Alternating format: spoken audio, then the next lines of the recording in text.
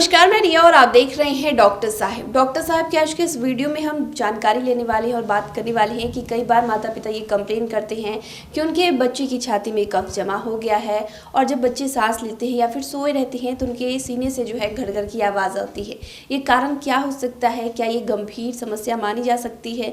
इस विषय में हमारे साथ पूरी जानकारी देने के लिए मौजूद है बिहार की जानी मानी पीडियाट्रिशियन डॉक्टर समीक्षा शर्मा। तो डॉक्टर साहिबा, सबसे पहले तो आपको बहुत बहुत स्वागत है। बहुत बहुत धन्यवाद रिया जी, आपने मुझे अपने चैनल पर आने का मौका दिया। डॉक्टर साहिबा, कई बार माँ बाप ये देख के डर जाते हैं कि उनके बच्चे की जो छाती है उसमें कफ जमा हो गया है, सोता है तो घड़-घड़ की आवाज़ आती है। ये बहुत आम समस्या भी हो सकती है और इसको गंभीर कब समझा जाए? जी हाँ, इसका आपने बिल्कुल सही कहा, दोनों पहलू है। ये काफ़ी कॉमन सिम्टम है। हो सकता है अंडरलाइन कोई सीरियस प्रॉब्लम हो और हो सकता है कि बहुत ही कॉमन प्रॉब्लम हो। अब कॉमन में क्या हो गया, मे बी नोज़ ब्लॉक की वजह से माँ बाप को लग रहा है कि घड़-घड़ की आवाज़ आ रही है, तो आप उसमें हमें नॉर्मल सलाइन नेज़ल ड्रॉप्स ही देना होता है और ज़्यादा कुछ नहीं करना होता है।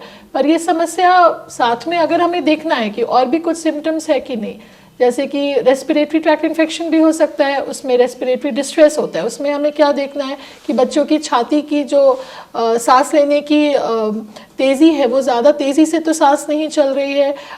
आपको ये देखना होगा कि कहीं रिट्रैक्शन, जैसे चेस्ट जो धंसना होता है ना, जिसको हम हिंदी में धंसना कहते हैं, कहीं ऐसा तो नहीं कि बच्चों का चेस्ट अगर आप देखें तो कहीं धंस रहा है या कहीं रिट्रैक्ट हो रहा है। फ्लेयरिंग ऑफ एलानेजाई जो कि हम सिम्टम कहते हैं, नाक ऐसा तो नहीं कि जल्दी जल्दी तेज़ रफ्तार से चल रहा है।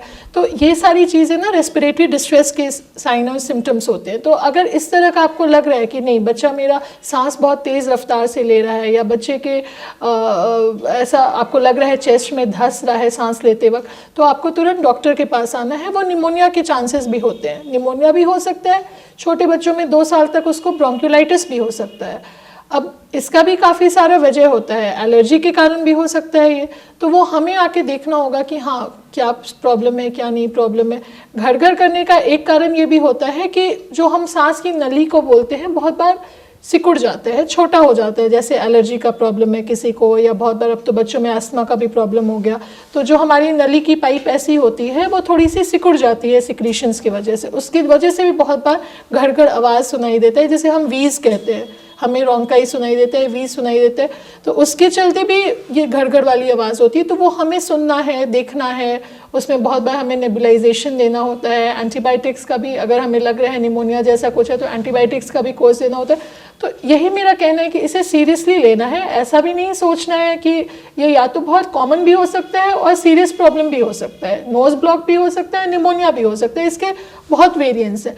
तो उसे हमें अच्छे से ध्यान दे के उसे देखने की ज़रूरत है। जैसा कि आपने बताया कि निमोनिया भी हो सकता है या फिर जो सांस लेने में समस्या हो रही है, बहुत बार देखा जाता है कि अगर अस्थमा अगर बच्चे को हो रहा है तो क्या इन्हें इन्हेलर देने की ज़रूरत होती है? एस्थमा है नहीं है, इसके बहुत पहलू है। एस्थमा एक तो फैमिली हिस्ट्री है, यानी पहले हमें ये देखना है।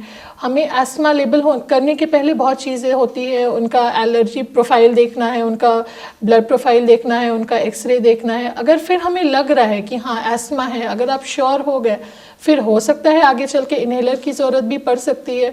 तो ये सारा तो बच्चे के कैसे सिम्टम्स हैं, कैसे इन्वेस्टिगेशंस आए हैं, उसके बाद डिसाइड हो सकता है कि हाँ क्या इन्हेलर चलने की ज़रूरत है, नेबुलाइजेशन की ज़रूरत है, या फिर सिंपल नेज़ल ड्रॉप या सिंपल मेडिसिन और कफ सिरप से ही ठीक हो जाएगा। ये सब तो बच्चों को देखने के बाद ही समझ आएगा। तो शुक्रिया डॉक्टर साहिबा, जो आपने बताया कि अगर बच्चे को ये सांस लेने में समस्या हो रही है या फिर कफ जमा हो गया है, घड़-घड़ की आवाज़ आती है, तो तमाम जानकारी जो आपने दी उसके लिए बहुत बहुत शुक्रिया। बहुत बहुत धन्यवाद।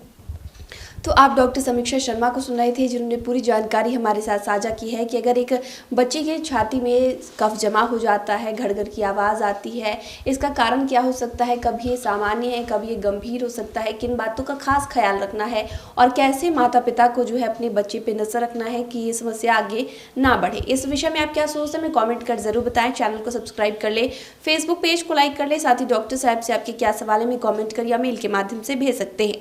वीडियो देखने के लिए आपका शुक्रिया।